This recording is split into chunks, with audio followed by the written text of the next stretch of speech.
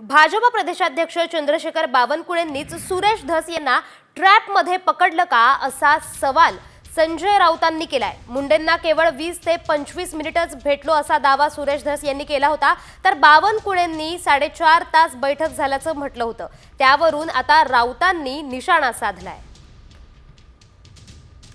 देवेंद्र फडणवीस आणि बावनकुळे त्यांचे बॉस आहेत, मग त्यांच्या बॉसनीच त्यांना ट्रॅपमध्ये पकडलं का?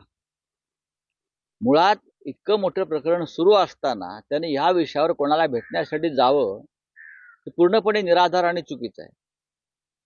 ट्रॅपमध्ये कोण पकडतं कशाला आणि का पकडतील ट्रॅपमध्ये?